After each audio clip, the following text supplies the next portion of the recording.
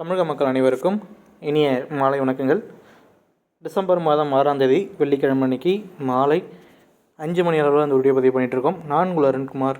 இன்றைக்கி இந்த ஒரு வீடியோ பதிவில் தமிழ்நாட்டில் அடுத்த கட்ட புயல் சின்னம் உருவாகிறதுக்கான வாய்ப்புகள் இருக்குது. அதாவது ஃபெங்கல் புயலானது நம்ம நவம்பர் 30ஆம் தேதி டிசம்பர் 1ஆம் தேதி இந்த 2 நாட்கள் ஒரு தீவிரமான மழையை எதிர்பாராத மழை, அதாவது வரலாற்றில் இந்த அளவு மழை பெஞ்சதில்லைன்னு சொல்லக்கூடிய அளவில் மழையை கொடுத்தது.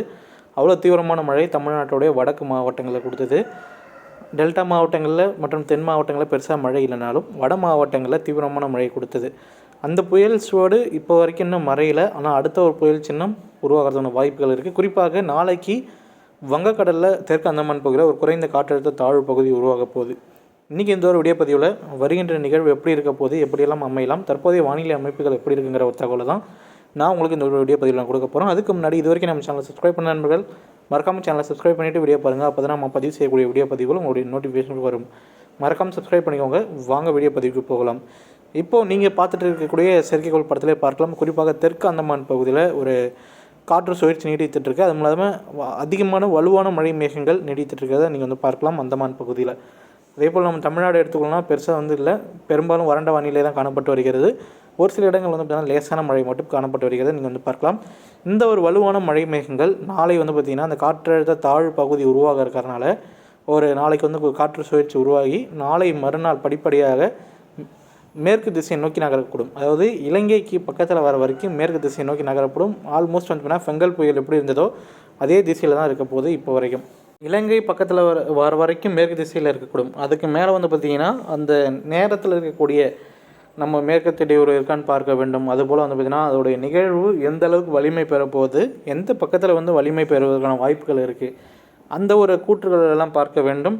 இதெல்லாம் பார்த்த பிறகு தான் இது இந்த திசையை நோக்கி நகரக்கூடும், இந்த இடத்துல கரையை கடக்கக்கூடும் அப்படிங்கிற ஒரு எதிர்பார்ப்புக்கு நம்ம வரலாம். இப்போதைக்கு இருக்கிற கணிப்புகள் படி 100% பார்த்திங்கன்னா இது தாழ்வு மண்டலமாக, அதாவது புயலுக்கு முன்னாடி இருக்கக்கூடிய கேட்டகரியில் அதுக்கு முன்னாடி தாழ்வு மண்டலமாக வலுப்பெறுவதற்கான வாய்ப்புகள் உண்டு. புயலாக உருவாகிறதுக்கான வாய்ப்புகளும் சற்று அதிகமாகவே உண்டு. அது நம்ம இப்போதைக்கு கன்ஃபார்ம் பண்ணி சொல்ல முடியாது இது புயலாக உருவாகுமான்னு. ஆனால் தாழ்வு மண்டலமாக உருவாகிறது உறுதி, அதில் எந்த ஒரு மாற்றமும் கிடையாது. இது புயலாக உருவாகக்கூடிய பட்சத்தில் தமிழ்நாட்டுடைய மேபி பார்த்திங்கன்னா புயலாகும் பட்சத்தில் தமிழகத்தை நோக்கி தான் நகரக்கூடும். மோரோவர் பார்த்திங்கன்னா வட மாவட்டங்கள், டெல்டா மாவட்டங்கள் இடைப்பகுதியை நோக்கி தான் நகர்வதற்கான வாய்ப்புகள் உண்டு.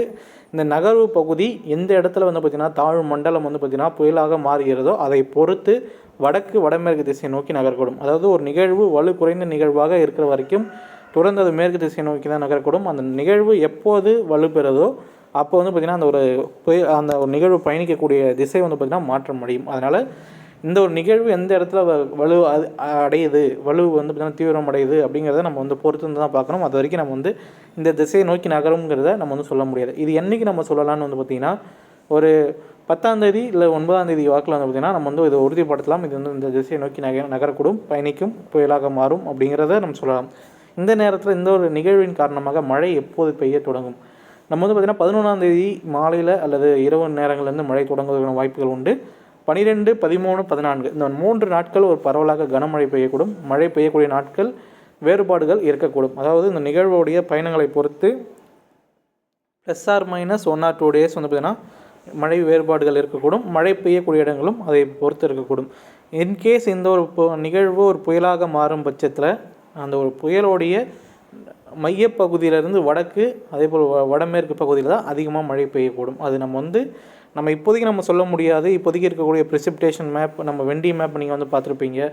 ஓவரால் எல்லா ஃபாலோவர்ஸும் வெண்டி மேப் பார்த்துட்ருப்பீங்க. அதனால் அதை வச்சு நீங்கள் ஒரு கன்சிடருக்கு வர வேணாம். ஏன்னா டெல்டா மாவட்டங்களில் மழை காமிக்குது, தென் மாவட்டங்களில் மழை காமிக்குதுன்னு இப்போதைக்கு கன்சிடர் வர வேணாம். அந்த ஒரு நிகழ்வு வலுப்பெற்றுச்சுன்னா நாளைக்கே இந்த ஒரு நிகழ்வு பார்த்திங்கன்னா வடக்கு நோக்கி நகர்ந்துச்சுன்னா அந்த இடங்களில் மழை பெய்யக்கூடிய தற்போது காமிக்கக்கூடிய இடங்கள் எல்லாம் மாறிடும். அதனால் இப்போதைக்கு ஒரு 8ஆம் தேதி முதல் 10ஆம் தேதி வரைக்கும் இவ்வளோ மழை இருக்கும், இவ்வளோ மழை பெய்ய போகுது, தீவிரமாக பெய்ய போகுது, அதிகனமழை பெய்ய போகுது, புயல் வரப்போகுது, பூகம்பு வரப்போகுதுன்னு சொல்கிறது எல்லாத்தையும் கொஞ்சம் அந்த நியூஸில் வரும், சோசியல் மீடியாஸில் வரும். அதனால் கொஞ்சம் அதை அவாய்ட் பண்ணிக்கோங்க.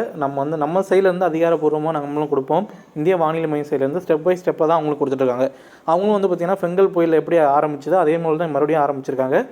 அது மட்டும் இல்லாமல் இந்த ஒரு நிகழ்வு கண்டிப்பாக தமிழ்நாட்டுக்கு வந்தாலும் அடுத்தடுத்த நிகழ்வுகள் இருக்கக்கூடும். தமிழ்நாட்டில் 12ஆம் தேதியிலிருந்து 22ஆம் தேதி இந்த இடைப்பட்ட காலம் ஒரு தமிழ்நாட்டுக்கு மழையோட தீவிரம் அதிகமாக இருக்கக்கூடும். இயல்பை விட கூடுதலான மழை பதிவான வாய்ப்புகள் இந்த ஒரு காலகட்டங்களில் இருக்குது. இதுதான் தற்போதைய வானிலை அமைப்புகளுடைய தகவல். நம்ம இந்த ஒரு புயலை நம்ம இதுக்கு மேலே வந்து பார்த்திங்கன்னா ஒரு தாழ்வு பகுதி நாளைக்கு உருவாகுது. தாழ்வு பகுதி உருவான பிறகு அதை வந்து நம்ம தொடர்ந்து கண்காணிக்கப்பட்டு தாழ்வு பகுதி, ஆழ்ந்த காற்றழுத்த தாழ்வு பகுதி, பிறகு தாழ்வு மண்டலம், மோரோவர் தாழ்வு மண்டலம் 9ஆம் தேதிக்குள்ளே உருவாகிறதுக்கான வாய்ப்புகள் உண்டு. அதை நம்ம தொடர்ந்து கண்காணிக்கப்பட்டு வருகிறது.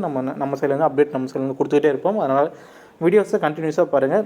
இந்த இதே போல் வீடியோ உங்களுக்கு கிடைக்கும்னா நீங்கள் மறக்காம சேனலை சப்ஸ்கிரைப் பண்ணால் மட்டும்தான் கிடைக்கும். மறக்காம சேனலை சப்ஸ்கிரைப் பண்ணிக்கோங்க.